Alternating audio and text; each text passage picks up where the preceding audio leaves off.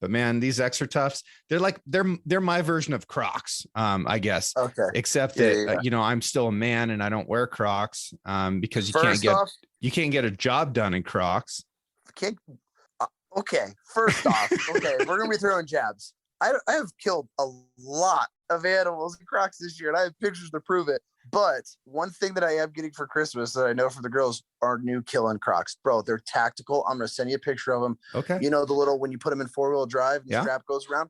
These have a little pouch on the back. You could hold reeds in it. I could hold extra ammo. And it's got MOLLE system that goes across the top of your toes. So I could put a freaking mag pouch on there. Dude, I'm going to be slaying and killing Crocs this year. Tactical Crocs. Tactical Crocs, dude. Good. So I'm going to get you a pair. I'm saying I'm good. They don't have it in my size. James, you're a 12. That's what you're getting.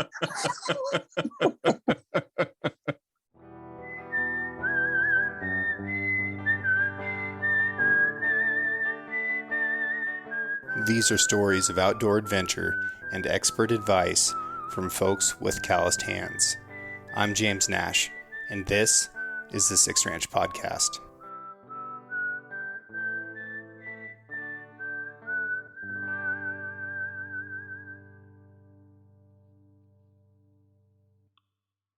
The Six Ranch Podcast is brought to you by Sig Sauer. Sig is a leading provider and manufacturer of firearms, electro-optics, ammunition, air guns, and suppressors. For over 250 years, Sig Sauer Inc. has evolved and thrived by blending American ingenuity, German engineering, and Swiss precision.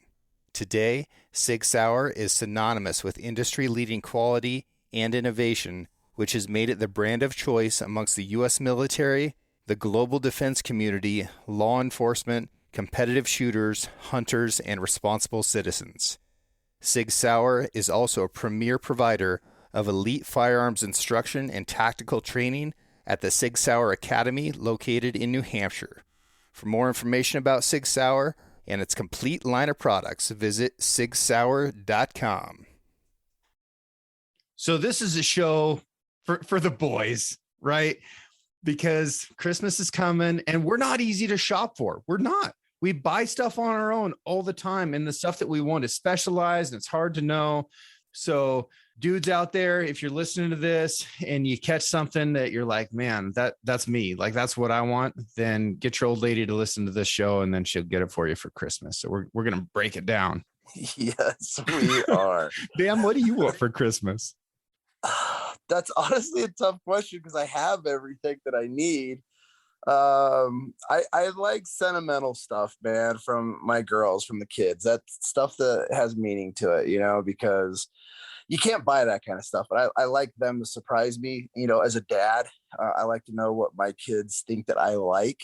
And so it's always fun. And, you know, it'll be like the dumbest, like most pointless thing I'll never use in my life, but it's like it just means so much to me. So, you know, I think this year what I really I want, but I think that the wife wants as well, is I want some Dutch oven, like cast iron, like legit really good cast iron grills, like stuff to stuff, because we've been doing so much more different cooking this year. Like I hate to admit this, but I'm not the biggest wild game meat guy, and I know that probably is blowing a ton of people's minds because all I do is hunt and kill and eat everything, but I'm not a fan of it. Like I don't like mule deer. Whitetail's all right to me. Like elk's okay. But like when I want a steak, like I want a I want a 6 ranch beef steak, you know, like that's what I want.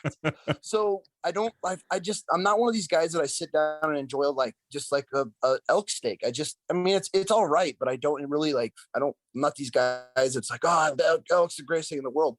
So what we've done is we've really expanded our cooking styles and different ways of doing it, and I mean it's made it a lot of fun, and it's just really, I mean, we've just changed it up big time. But we've done a lot on like cast iron skillets this year, and I think what we really want to do is start doing more like Dutch oven and that kind of style cooking, and it's just fun, and you can do so much with it. So I think that's kind of like on my list, really. Well, I've cooked with Dutch ovens a lot, so since we're starting with that, I'm going to tell you guys kind of what my experience is with this stuff. Your middle of the road, like garden variety cast iron, is going to be the Lodge brand, and they make good stuff. There's nothing wrong with Lodge. And, if I'm going to get like an actual Dutch oven that I'm going to be, using charcoal to cook with, like the pot style Dutch oven thing, then Lodge is the brand that I use. And they come in different numbers, and the number will be its diameter in inches. So a 10 is 10 inches in diameter. And then there's a deep and a shallow version of each of those. If you only have one, get a 10-inch Dutch oven. That's what most recipes are based around. A 14 is freaking huge. I think that's ginormous. Yeah. Yeah. You're feeding like a posse of people with a 14. But it's nice to have a few different sizes. So if you have like a 12, a 10, and an 8, then you can be cooking 3 courses at the same time, and you just stack them on top of each other. And it's fun to cook that way. It looks really cool. With skillets, man, the Smithy skillets are my favorite by far. Like those are awesome. I use those every day. And again, like mostly 8s and 10s. If you go to a 12, then it like takes up your entire countertop and your range and gets a little bit cumbersome. But are there any of those that you use right now? I don't have any of the Dutch ovens right now. Actually, the guy that was just here, his mom is like a Dutch oven like expert. She's gonna give me a bunch of lessons on it.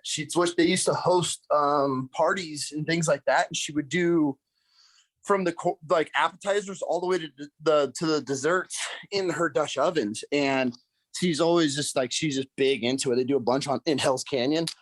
They do a bunch of jet boat racing, so that's what they do. But yeah, it's one of those things.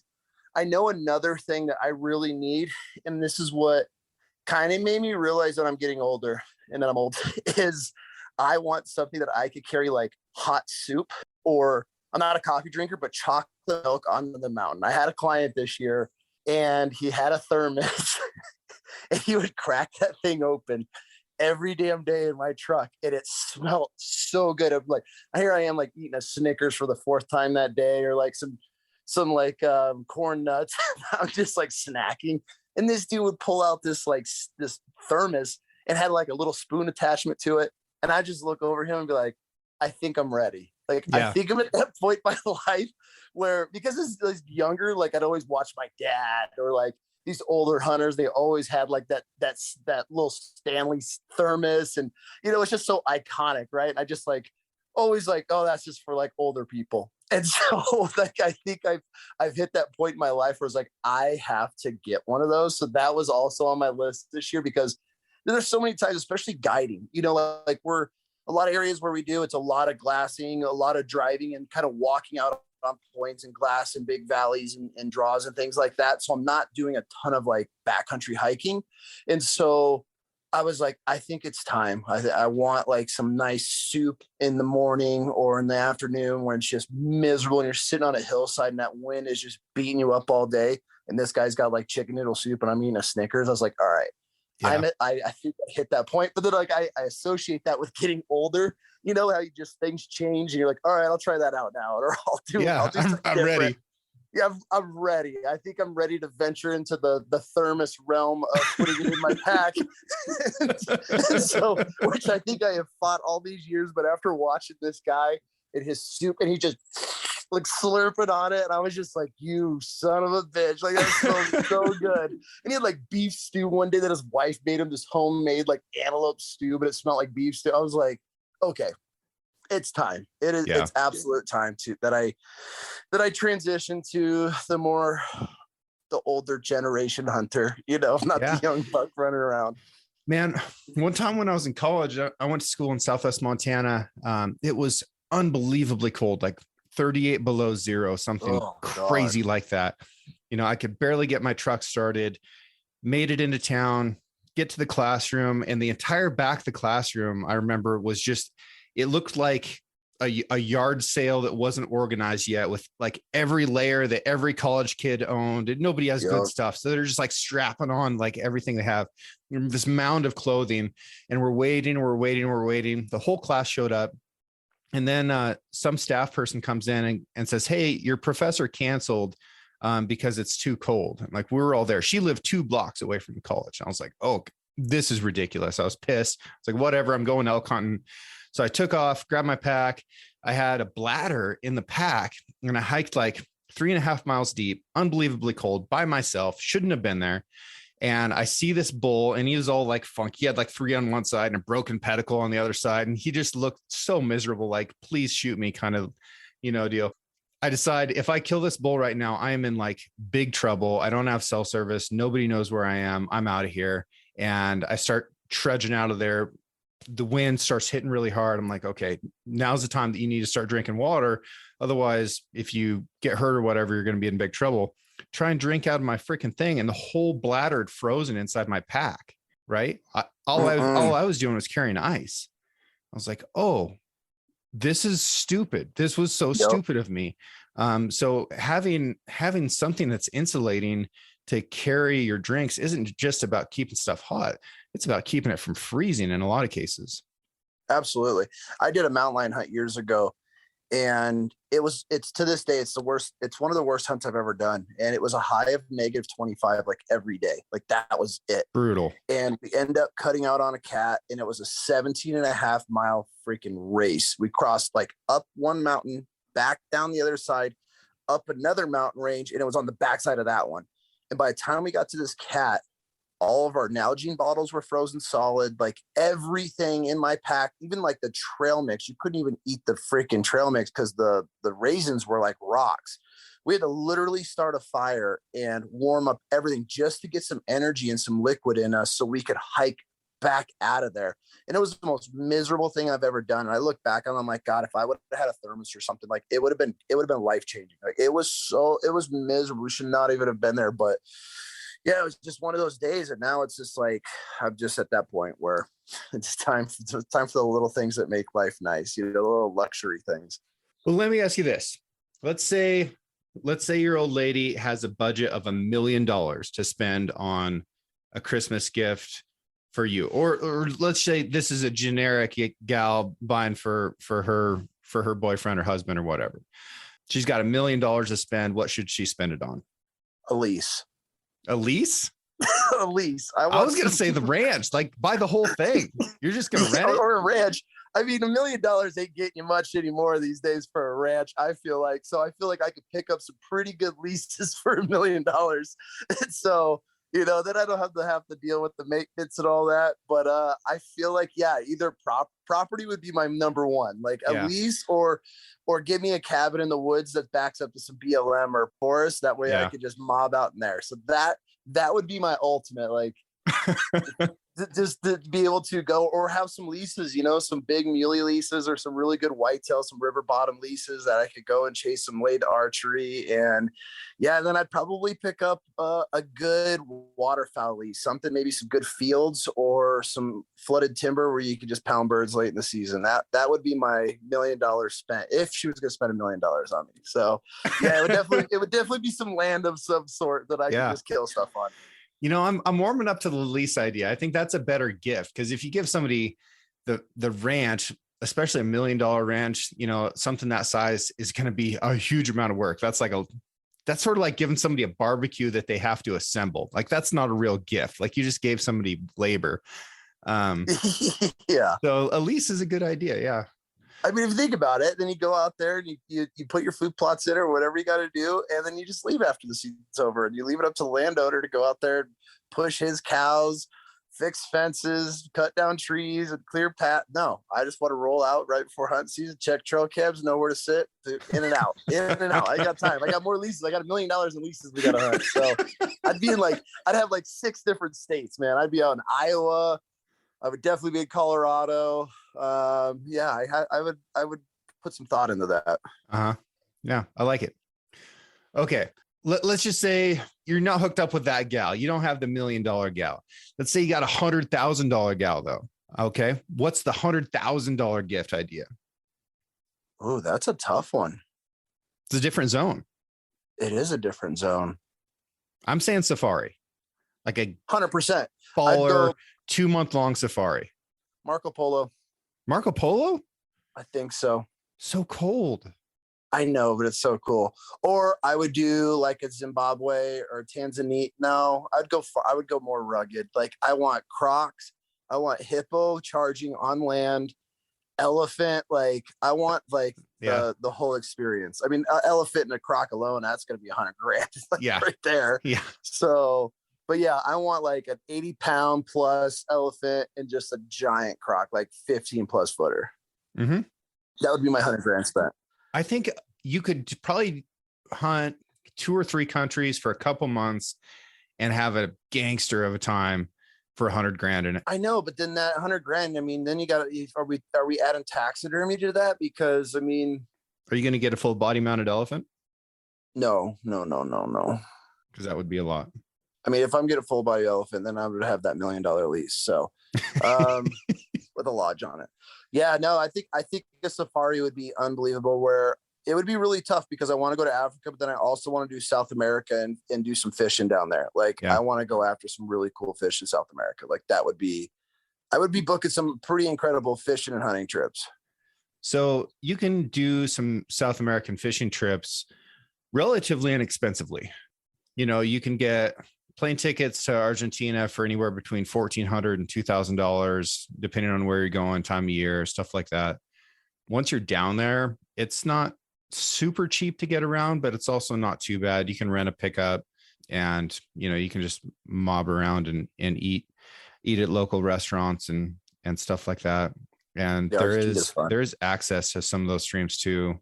Sometimes it's pay to play on the access, but a lot of those lakes and lagoons are public access. So if you have like a little alpaca raft or something like that you can fly down there, then you can go and kick around and find that stuff. That's what I did when I was in Tierra del Fuego. And the funnest fishing that we had was just on these little lagoons that we would just find on like Google Earth and go check out. Yeah. I've seen a lot of stuff down there, and it looks like a lot of fun. I'd want to go do that. But yeah, definitely a safari of some sort and then some cool fishing trips. That would be on my $100,000. Like if it was gifted and want to go do some cool stuff. Dude, tiger fishing in Tanzania that's one of my things. That's on my fishing bucket list is a tiger fish for sure. I would do anything to go back to Tanzania, anything, but I don't have the money right now, but maybe someday I'll get the opportunity again and I will go. Okay. 50 grand. 50 grand. I'd want a really good hunting rig. Yeah, like convert my truck, like just total rebuild a truck. I'd dump 50 grand into it and have the ultimate hunting rig, like just awesome suspension. Like I'm talking winches, the whole 9 yards. I would just completely convert it. You know what else you could get for 100 grand? Not to backtrack, but you could get a pretty nice jet boat for $100,000. And there's a lot of fun to be had on a jet boat. That's a world that I wish I was involved in. But it's not on my list because I get to just like dabble here and there with friends' jet boats. But if I definitely had the money to just throw on in a jet boat, 100% would. I mean, those things that's a whole different level of fun / fear / pure terror, like all balled into one experience when you're running rapids in a jet boat. Like you can't explain the feeling of like, this shouldn't be one like physically possible to just run this boat up these stair steps up a rapid. Yeah. And then when you turn around and start coming down, they seem twice as big and deep. And you're like, there's no way we're going over for sure. And how these boats can just traverse through it. Like it's a little, there's so many different like emotions that go into, at least for me, when we're hitting big rapids and jet boats, it's like, okay, like we're going to die. This is going to be great. So much fun. We're the just pure force of slamming down in these rapids and shooting out of them. Like it's violent. Like it could be violent and scary at the same time. And so, you know, their jet boats are fun and I'm fascinated by them, but it's like one of those, when you start digging into it, you hear so many like horror stories and these guys are just like, there's so many boats in the bottom of these rivers, like at the foot of these rapids when they come out, they're like, oh, there's like 13 boats buried down here. And I'm like, yeah, no, I'm good. Like I cherish my life. But I mean, it's so fascinating and fun at the same time. Like I would love to have a jet boat. That would be a lot of fun. Okay. So let's just say you come out of the house Christmas morning and there's a jet boat wrapped up. Can't tell what it is, but you can tell that is a jet boat covered in wrapping paper right here. And over here is a gift certificate to 2 months in Africa with 10 species on it, including a crocodile and a hippo. 10 months in Africa. Not even no question asked. Okay. All right. 10 months in Africa. Cool. Yep. I am too. I've already got a boat. So, okay. 50 grand. We've got a really cool hunting rig. Yeah, I'd support that too. How about let's drop it back down into Normalville a little bit more. Let's say $2,000. I would if I didn't have it, I would buy it's gonna be a little bit more, but I don't know, man, because that new Sig Cross is it's the tack driver, but I'd want a really good rifle. Like the only thing that I don't like about the Cross is I'm a 30 cal guy, so I would want a little bit more ass behind a rifle. Shooting, a 230 burger is what I like. So yeah, I'd want a nice custom rifle, but that's going to run you. I mean, there's some good companies out there that can build some for that 4,000 plus mark. But yeah, $2,000, I'd probably go with a nice just factory rifle. That's just a really good shooting rifle. Yeah. That would be my first go-to, like $2,000. I mean, yeah, I want a good rifle, a good shooting rifle, or some really good optics. I would say for $2,000, you can apply for just about every hunt in the country for a year. You think so? Yep. I need to get with you then. I don't know. My kid cost me like $3,500. Put her in for the New Mexico tags last year. It's different when you draw the tags and have to start buying them. But that $2,000 is going to get you applied for I think just about every hunt in the country. And yeah, there's a lot of really cool programs out there now that can help with that. And so, but yeah, I mean, if we're just talking hunts, absolutely. I would definitely be applying lots of states just to better the odds, because now, you look at this year, man, 30, I think at one point in the group chat, there was 35,000 people on Idaho Fish and Game for non-residents. That's insane. And so, it's just like, how do you even compete with that? So you definitely want to start venturing outside and looking at different states and some of these hunting programs that can help apply for that. But yeah, because there's just so much different things. Yeah, I would definitely take that $2,000 and apply it for tags and things like that. That is a good idea. Yeah. So there's a couple different outfits that are like tag management agencies, sort of, and they manage all of your applications and preference points and stuff like that. The one I use is called The Draw. Other people use Hunt and Fool. There's a few of them out there, and I think that they're all doing a really good job. But it's been so nice for me this year to not have to worry about missing deadlines and constantly monitoring what's going on with all these different units in every different state and how things are being affected. I don't have the time to research everything, but I do want to get to the point where I've got enough preference points for enough species in enough states that I can draw tags in 2 or 3 states a year. And that's just been super helpful. So I think that'd be a cool gift, and it would be something that carried throughout the year, because as these deadlines come up, it'd be like a new gift of excitement or letdown of what you drew or what you didn't draw. And now you've got points for next year, and that'd be a cool gift. It's a lot of help. I finally gave in last year, and I use Hunt and Fool. I didn't know about the draw at that time, but yeah, I finally was like, I hit them up and I was like, listen, guy, I need help. And they were like, okay. And they walked me through everything. And I gave them all my states for my wife, my daughter. And then they just went through them all. And I was like, there's some states that I'll never draw in, right, that I was putting in for. And they're like, hey, that's going to be 30 years, with the point creep. I'm like, oh crap, I've been wasting time on this every single year. I'm like, okay, well, my kid can have a great possibility of drawing it when she's older. So, they broke everything down. And then what's really nice about it is you live a very busy lifestyle like I am. We're on the road all the time. I don't have time to be like, okay, Alaska draw results are open. We have 1 week to apply, 1 week left to apply. Nope. I gave them my whole entire list and they went through and did it. And man, it's awesome. Not having to stress, or I don't know how many states I've missed over the years to go to log in. It was the night before it already closed out. And then it's just well, there goes a year. I didn't even get to put in for points at least, So yeah, using those booking, I don't know if they're what they would be called, not a booking agency, but just more of the platforms to help with your draws is definitely a smart way to go. Yeah. And you don't have to go all in on every state and every species. Not at all. You can be like, hey, I really want to kill a big mule deer buck, or I would like to have the opportunity to hunt muleys every year, or I want a big whitetail, whatever it is. Those guys are the experts and they do all the research. They live that life all the time. So that would be cool. Yep. Okay. $1,000. $1,000. What I would get for $1,000. I don't know. It's easier with the $1 million idea. It's $1,000. See, I want toys, man. I want gear that's going to help me in the field. You know, that's where I lean toward. Like my mind naturally goes toward what I could use or what I could upgrade kind of deal. So yeah, that would be more.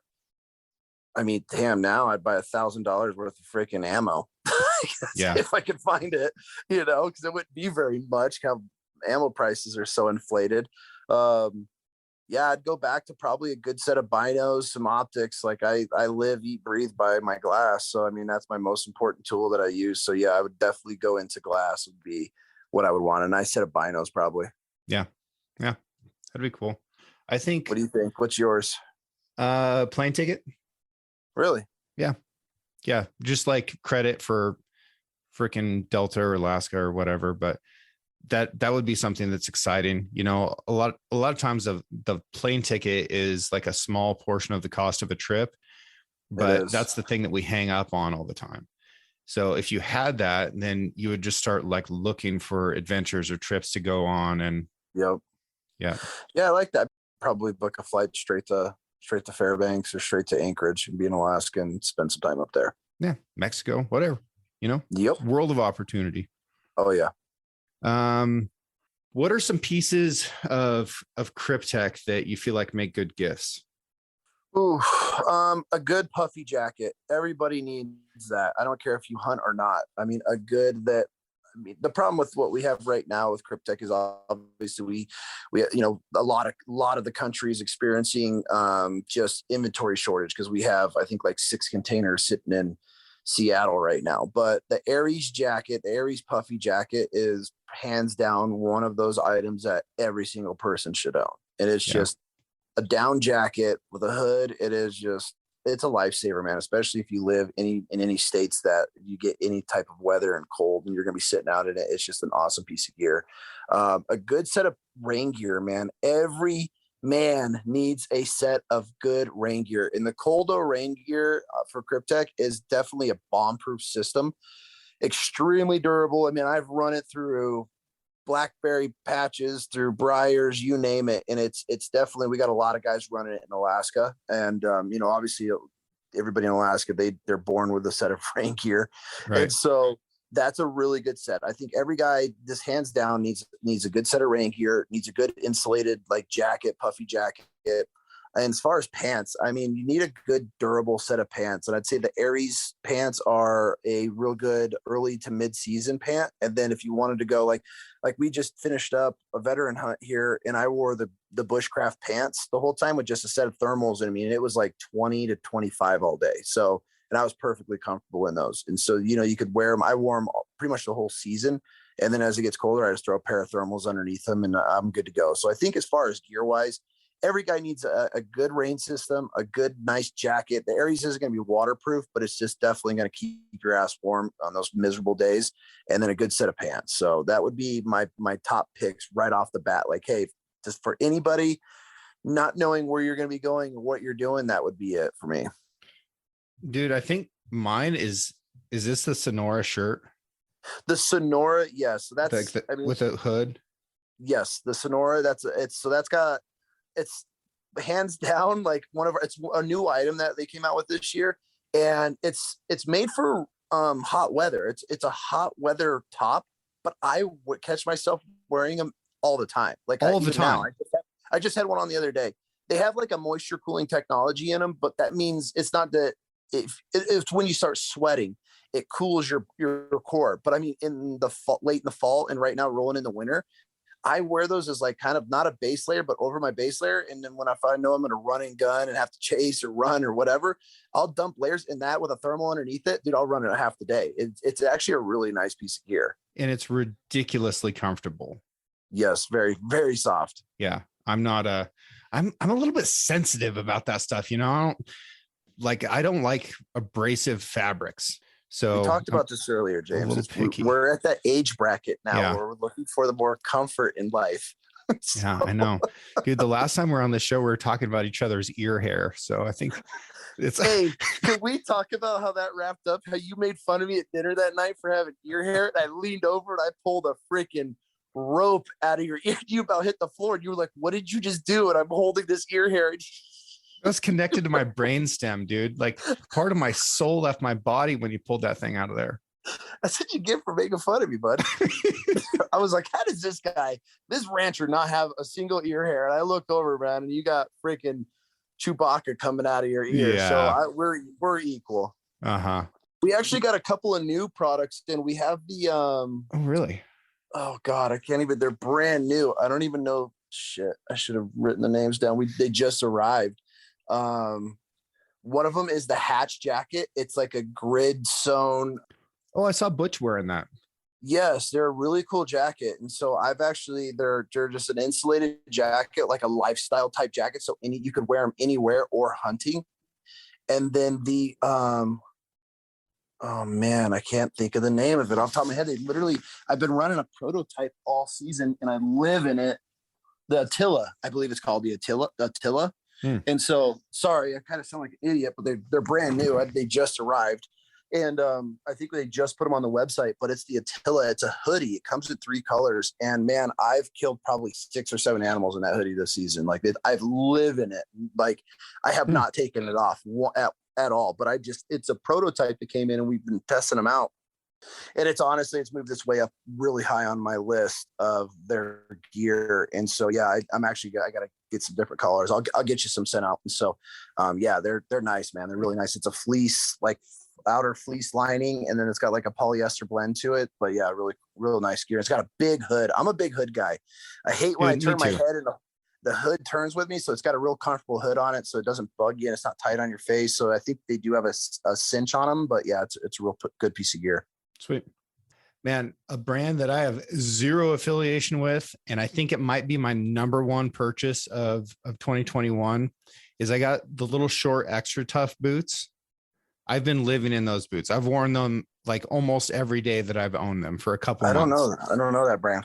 Yeah. Extra tough. Extra tough. They're like the brown boots that you see crabbers wearing. They're like a rubber boot, but these are like little shorty, like ankle high boots. Dude, amazing piece of gear.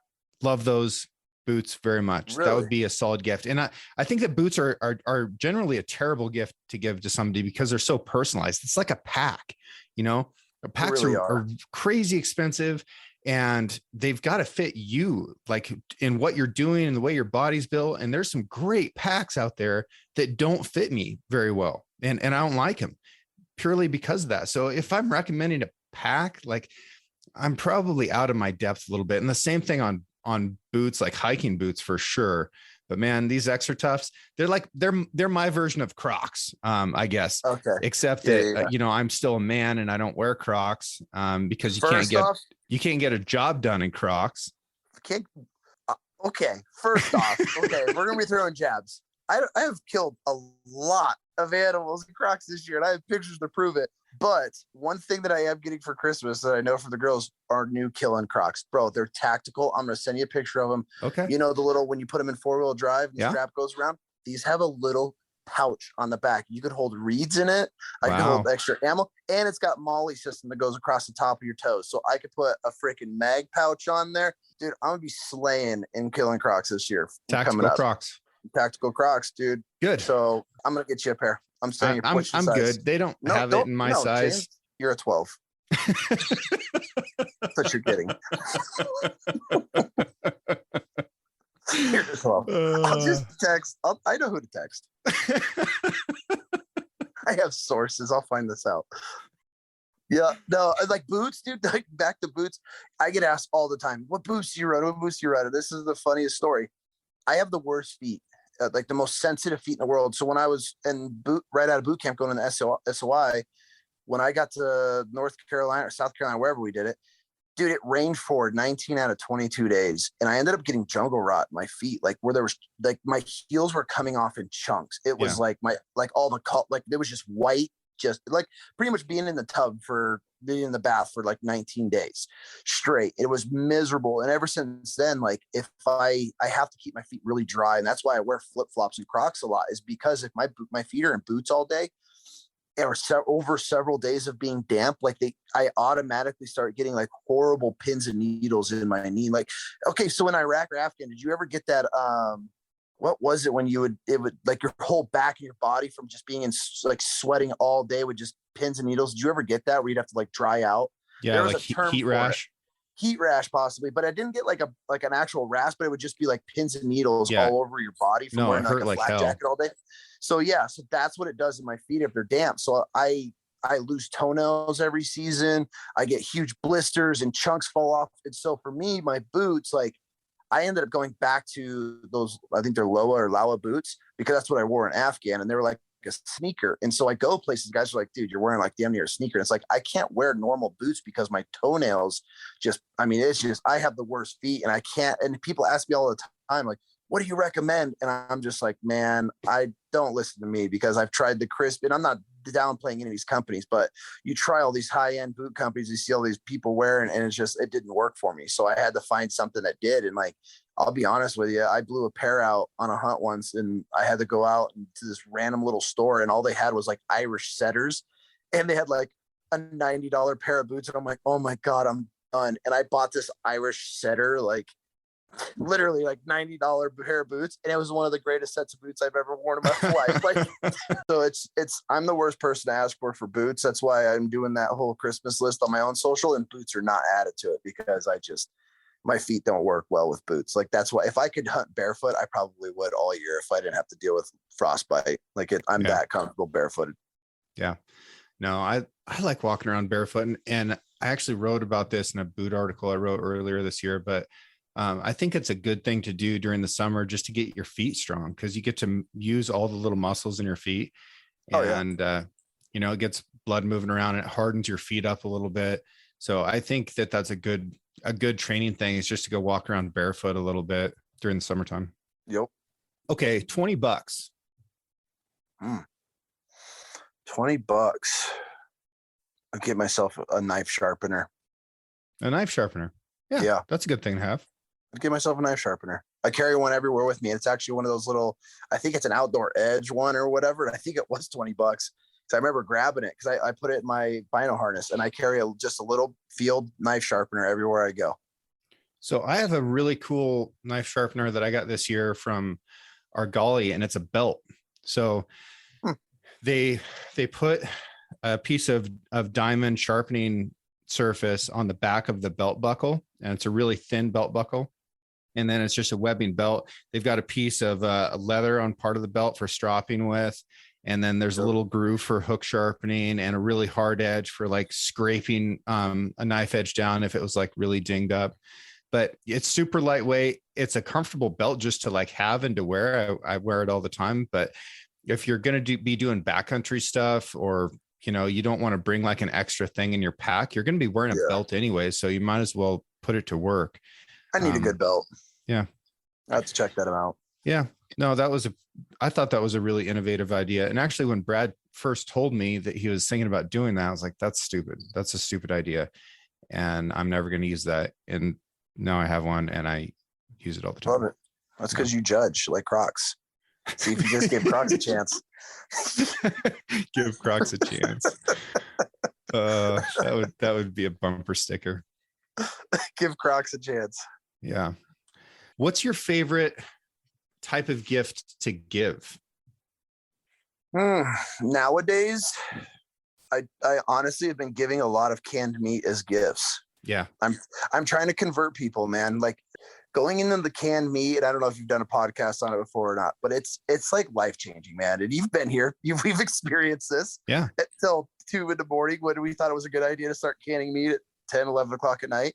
And I've had such an overwhelming response through just people that I know personally and running into, and as far as social media, because like when going back to the cast iron stuff, like we're just trying so many different ways of trying wild game out. And I'm sitting here one day and I'm like, man, I got 3 deep freezers, like full. I'm talking max, where like I have to put gun cases and stuff on them and keep them closed, full of meat. And it's like, okay, that's great. But like, what happens if we lose power? What happens if the grid goes out? Like, I can't preserve that. And so that's when we really went into canning meat, and it blew us away. Like I don't have like a homesteading background. I don't come from, the mountains where it's just normal, or like an old school grandma that does it every year.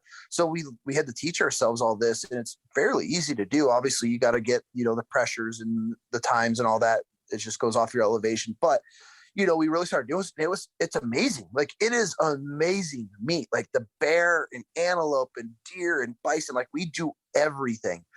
And every time somebody comes over, they would always try and be like, holy shit. And I'm like, man, and I'd tell people about it. And it looks like straight death in some of these jars. Like, something like you think you would pull out of a wall of some old, homestead house they had stored in the basement or something of it. It does not look appealing, but dude, the recipes we've been doing with it, have been just phenomenal. I mean, Britt does like a pot roast sandwich where she will get out bear, and when you can something, it just shreds it. And so Right. we'll pull out a can, but then how we warm it up is in like a container of like a pot on the stove, and you let the water boil and it heats up the can, on its own or at a good pace. And then all the juices come out of it. Anyways, we strain it. You're left with all this shredded beef looking meat. It could be bear, antelope, anything. And then she does like a pot roast sandwich where we'd almost do like a panini with it, with like caramelized onions. She'll do like a horseradish and then does like a good cheese on it. And it's like, and then she takes that juice that it was all in and does like an au jus sauce, dipping sauce in it. And bro, 10 out of 10, I would order it in a restaurant every time. And so I tell people that are like, man, I really want to try. So I've been gifting these jars to people, and I get tagged and on Instagram or text messages like, dude, this is unreal. Like, how do I get into this? And so that's been kind of one of those things. Like, there's a lot of labor that goes into a jar, to one single jar. I mean, from the time that you killed that animal to it being jarred and gifted, like, there's been lots of hours put into that.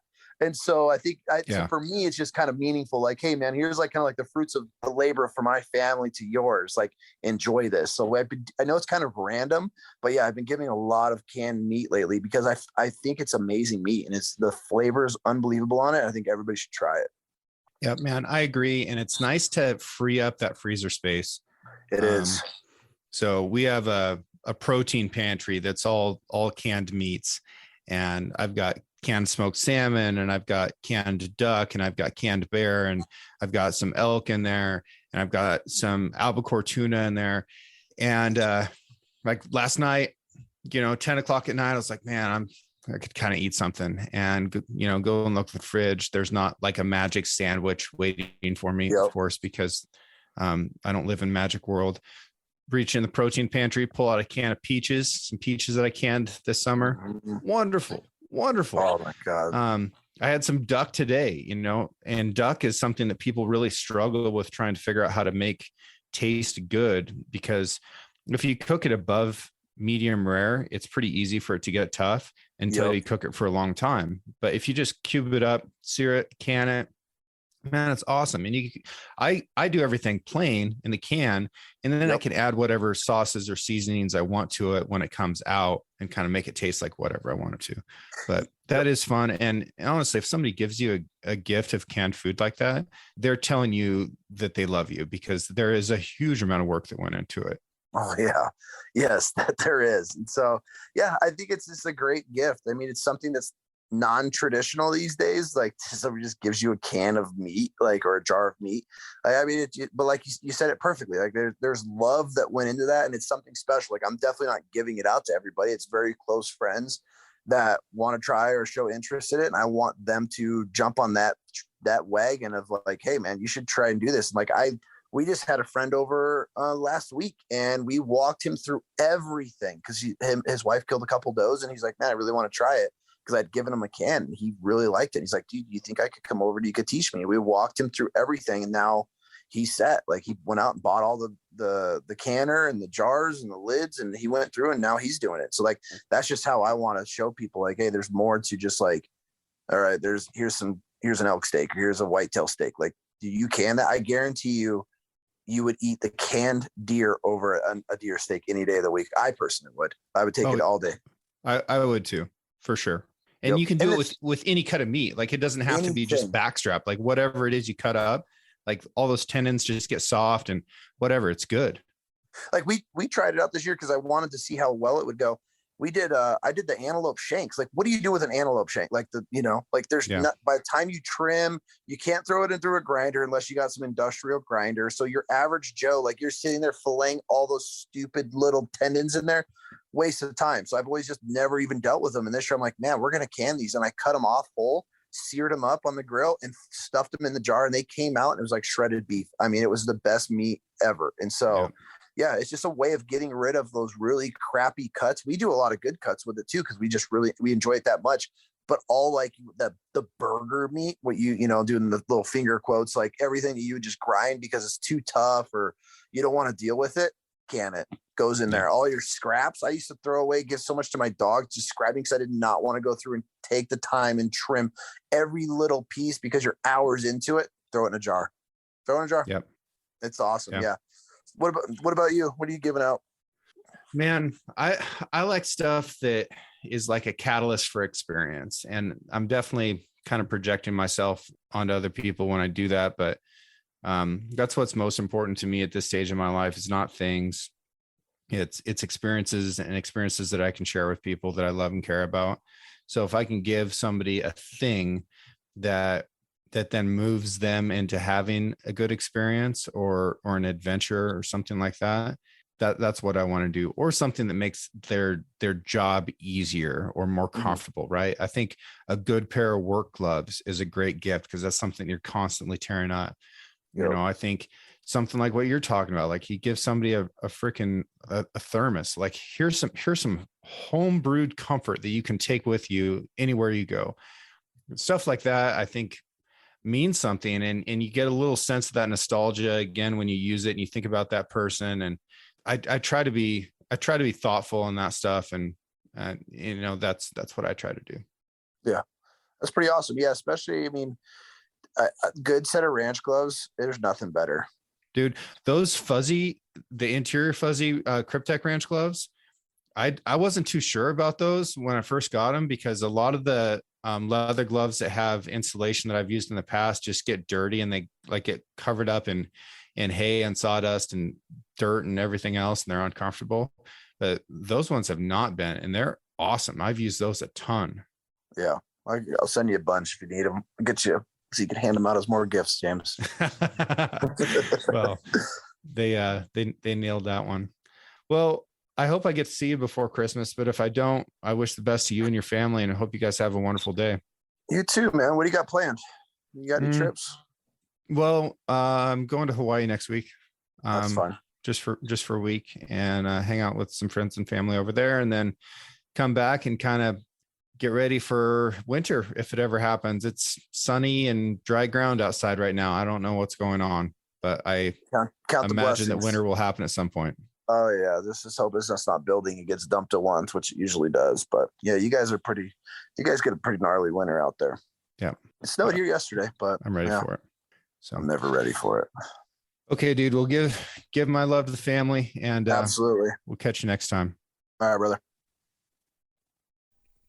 October, November, December, they're just the best months out of the year, right? Whether it's for work or hunting or fishing, the holidays, spending time with your family, it's awesome, right?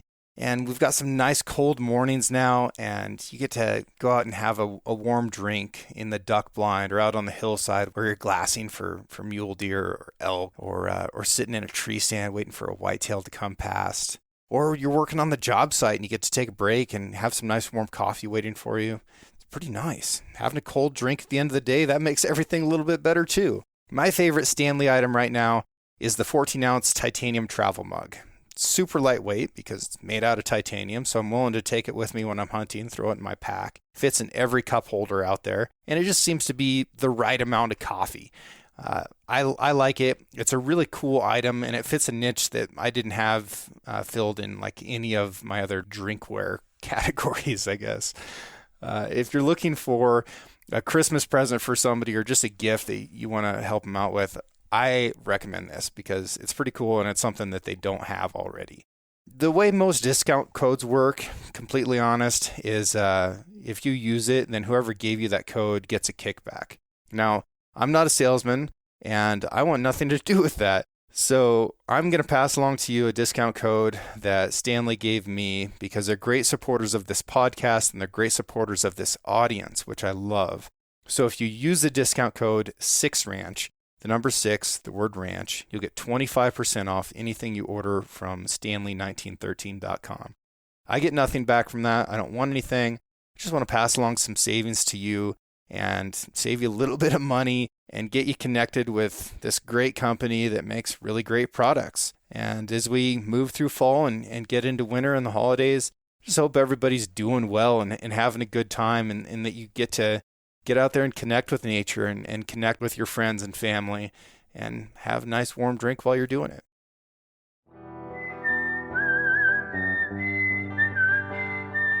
Thank you for listening. If you enjoyed this episode, please subscribe and share the show with a friend. You can also rate the podcast and leave a review.